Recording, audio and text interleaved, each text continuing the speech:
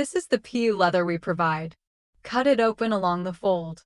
If you didn't make a practice kit, you will have a rectangular piece here. If you did, it should be half the size. We will have two accessories in our hands, a hair clip and a brooch pin. If you have decided to make only a brooch, you can sew the pin on the backside of the leather. Let's first discuss how to fix the brooch pin to the leather. Flip the leather over. Take out the snowflake we cut and attached earlier. Approximately mark a position with a pen.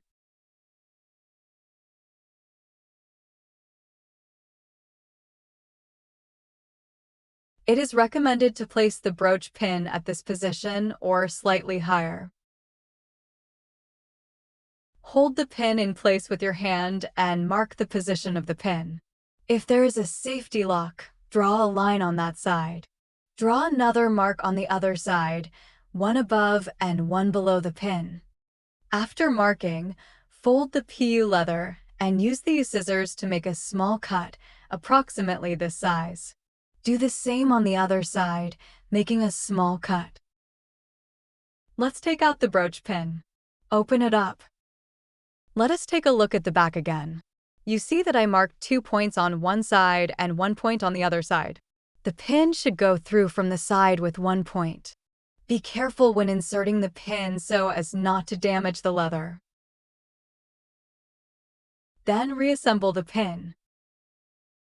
Take the snowflake and the second piece of tape. Peel off one side and stick it onto the PU leather. Stick it within the inner area of the snowflake. When sticking, you don't need to be extremely precise. An approximate position will do. Then peel off the other side of the tape and prepare to stick the snowflake onto it. Make sure to align it properly, otherwise your brooch might end up crooked. If you don't intend to make a brooch, you can skip all the previous steps involving the needle and directly glue the snowflake onto the PU material. Then take these scissors and trim away the excess PU leather. This step is the same as when we trimmed the felt fabric earlier. The key points are also the same. Trim all the pointed edges flat. You see here that it's not sticking in some places. It's all right. The tape doesn't need to cover the entire area of the snowflake. Sticking to most of it is enough. However, using double-sided adhesive has one drawback. If your needle goes through the area with adhesive, a small amount of glue might stick to the needle. Be careful when trimming around the area where the brooch pin is attached. Just like before, trim all the pointed edges. This step is now complete. Let's take out the D bottle and start the final. Be careful when removing the fabric from bottle as it's easy to bring out the seed beads. This is one part of our entire process that I find relatively challenging, mainly the edging. I have provided a detailed slow-motion explanation in the practices kit, and I'll explain it again here. The D bottle contains iridescent large white pearls and small pearls, light blue bicone beads, and seed beads. The seed beads are used for edging, while the other beads are used to decorate the sharp angles of the snowflake. All right, let's begin. First, let's give an overview. Start by edging a circle around the snowflake with seed beads, and then decorate the large and small sharp angles. The decoration for the large and small sharp angles is different. Take a piece of short needle. For the outer petals, enter the needle diagonally from the front, a little distance away from the French bullion wire, and thread it from the front to the back, coming out from the middle of the bottom and the PU leather, so that the thread is in between the felt fabric and PU. We will hide the knot in the front seam gap, so make sure there are enough seed beads in that area. The exit point should preferably be in the middle of the straight edge of the petal for next easy handling. Thread a bead and then pierce it from the back. The position where it pierces should not exceed the thickness of a coin from the edge. That is, when you trim the plastic board in front, the left gap in between plastic board and felt fabric. When the needle comes out from the front, it should be inside the bullion wire and tighten the thread. Hold the snowflake between your middle finger and thumb. Hold the thread with 2 fingers and rotate your wrist, flipping the back of the snowflake over. Here, we have the seed bead we just threaded.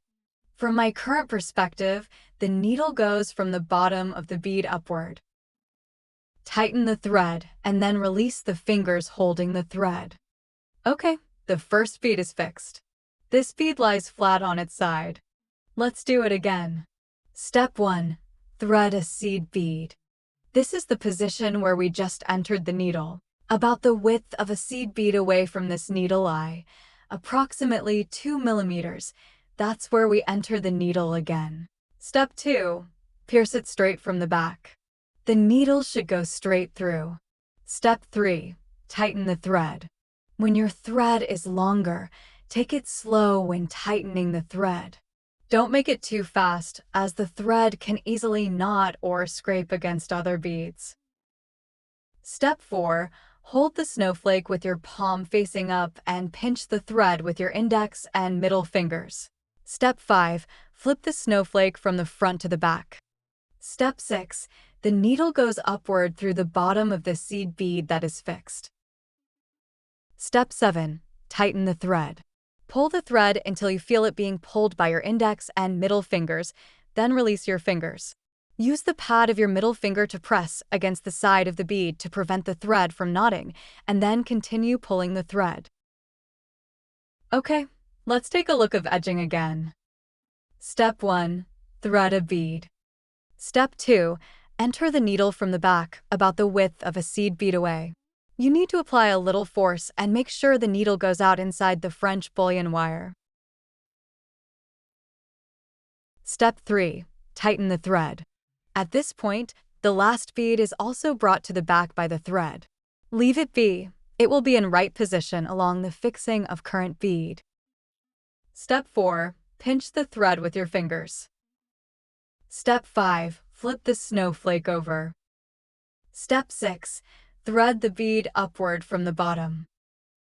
Step 7. Tighten the thread.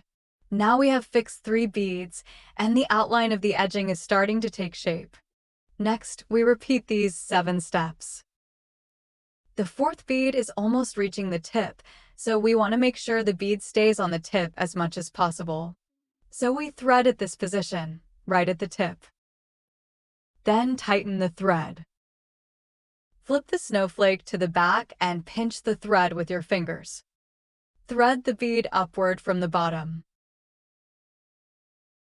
Here are some tips. What should you do when it looks like this?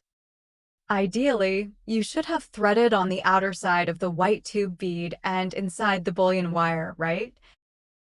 No worries, you can do it this way. You just need an additional step. From the bottom of the white tube bead, bring the needle through. Next, let me explain how to handle the corners when finishing the edge. There are 2 types of corners that we may encounter. This is the first type, located at this position. From the edge of the previous bead, skip 1 seed bead and add slightly more than half of a seed bead to avoid squeezing the beads together. So, the entry point for the needle can be here. Pay attention to the direction in which you need to thread the beads before passing through.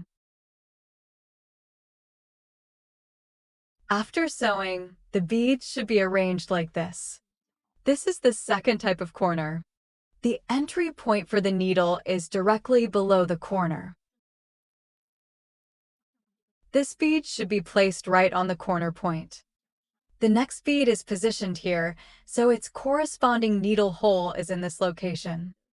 This means that when handling the corner, these 3 beads are basically stitched through this one needle hole. After sewing, it will look like this. Let's talk about how to change the thread midway. The best position to change the thread is on the outer snowflake petal, where there are 6 positions in total. You'll need to estimate when to change the thread. If you feel that the thread is running short, it's better to change it earlier. Place the needle against the last seed bead and bring it through the middle of the 2 layers. You can thread it again. After threading it through, cut the thread close to the needle, tie 2 knots, and then cut the thread. We haven't done the edging on the side yet, so when the beads cover it, the knot won't be visible anymore. There might be a little bit of thread sticking out. You can use a lighter to slightly burn it.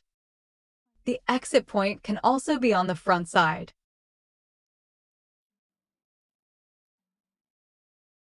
Then cut the thread, leaving it at least this long.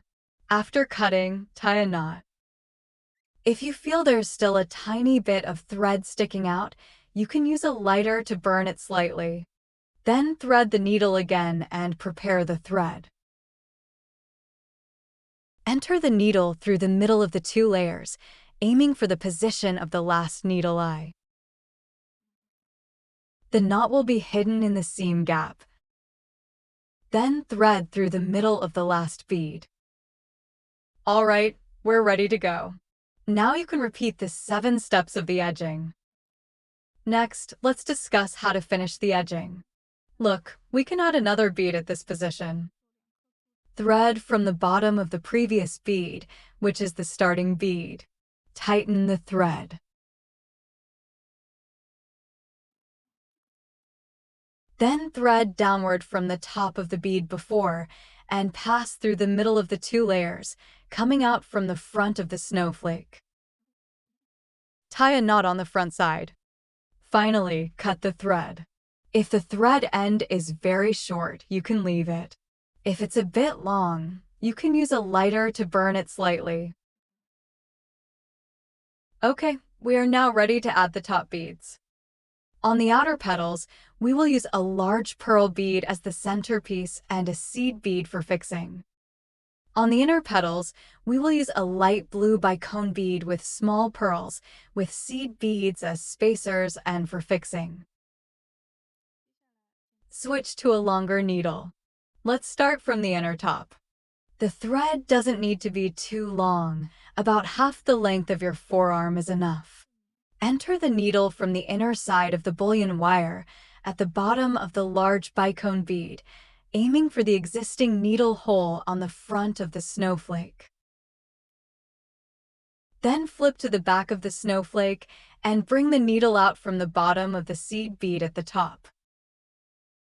One by one, string a light blue bicone bead, a seed bead, a small pearl, and a seed bead on the needle. Thread back through the small pearl, seed bead, and bicone bead, and then pass through the seed bead at the top, going through the middle of the 2 layers and coming out from the front of the snowflake.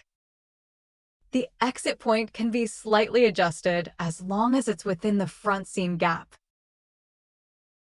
Cut the thread and leave enough length to tie a knot. After tying the knot, trim the thread end close to the knot. Thread the needle again and prepare the thread. Enter from the edge of the top, inside the bullion wire, and come out from the front of the snowflake on the outer edge of the bullion wire. Then thread upward from the bottom, coming out from this bead. Thread a large pearl and a seed bead. Then thread back through the large pearl, pass through the seed bead at the top, go through the middle of the 2 layers, and come out from the front. Since the hole of the seed bead is small, it may be challenging to thread it again, so we won't reinforce it. Finally, tie a knot and hide it in the front seam gap. Once you have finished attaching the 6 plus 6 top beads, the snowflake is complete.